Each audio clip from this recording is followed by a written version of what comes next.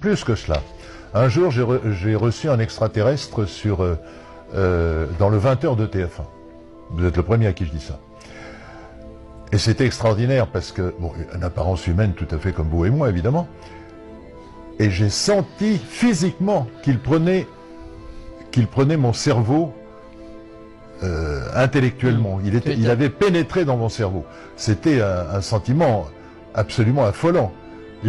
Mais à l'époque, j'étais déjà initié au grand mystère de la vie extraterrestre, donc je n'ai pas été tellement surpris puisque je savais qui je recevais.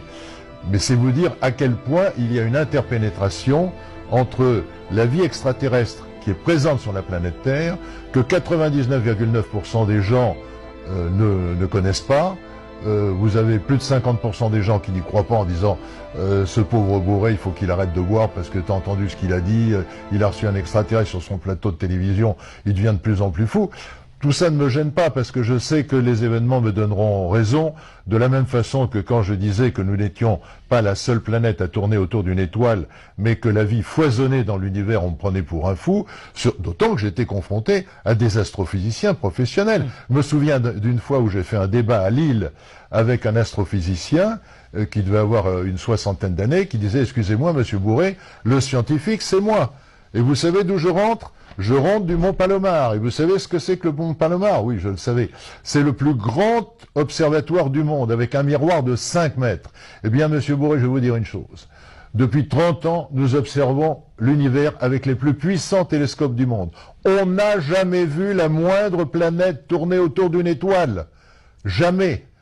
Et moi, je lui ai répondu, du haut, à l'époque, je devais avoir 30 ou 35 ans, déjà, j'avais quelques connaissances, évidemment, je lui ai dit, mais c'est parce que nos instruments d'observation ne sont pas assez puissants. Ah oui, vous avez toujours réponse à tout. Eh bien, les événements m'ont donné raison. Oui, puisque même le Pentagone, comme on l'a dit, vient de le reconnaître. Plus les chercheurs, les scientifiques ont cherché à prouver que Dieu n'existe pas, moins ils sont arrivés à le prouver. Je fais référence par exemple à Jean Guiton qui a fait son livre avec le frère Bogdanov sur Dieu et la science. Et plus les scientifiques tentent de prouver que les ovnis n'existent pas, moins ils arrivent à le faire, plus ils recherchent, moins ils arrivent à le faire. Oui, parce que à chaque moment de l'histoire qui passe, pratiquement chaque année, vous avez un élément nouveau, incontestable, qui montre que tous ceux qui disaient « on est seul dans l'univers », la planète Terre est la seule planète habitée de l'univers parce que il n'y a qu'un seul système planétaire autour d'une seule étoile qui est le Soleil, c'est le nôtre. Tout ça volé en éclats en 1995, je le rappelle, c'est-à-dire hier, il y a même pas un quart de siècle. Donc c'est tout récent. Et vous avez en plus quelque chose qui me fascine, c'est qu'au fur et à mesure que le temps passe, les observations d'objets volants non identifiés, jugés crédibles et bien cernés, se multiplient. Vous avez fait allusion, on en parle dans notre livre là qui est classé numéro 1, qui s'appelle Contact cosmique. 2004, le porte-avions nucléaire américain Forrestal fait décoller une patrouille de F-16 parce qu'avec le radar, il détecte quelque chose de bizarre.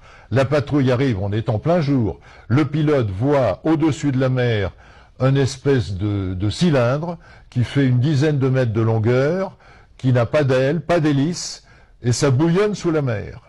Qu'est-ce que c'est que ce truc-là? Alors ils se mettent en piqué comme ça, ils vont voir la mer, et le cylindre part à toute vitesse, et il fait 150 km en 2 secondes.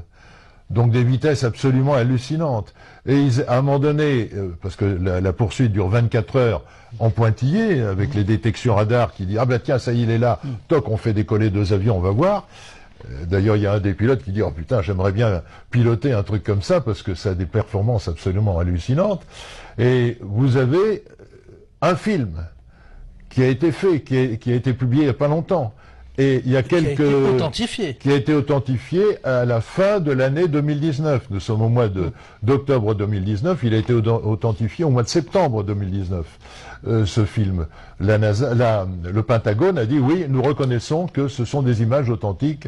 Nous ne savons pas ce que c'est. Nous ne savons pas ce que nos avions de chasse à plus de 2000 km/h ont poursuivi, sans pouvoir rattraper d'ailleurs.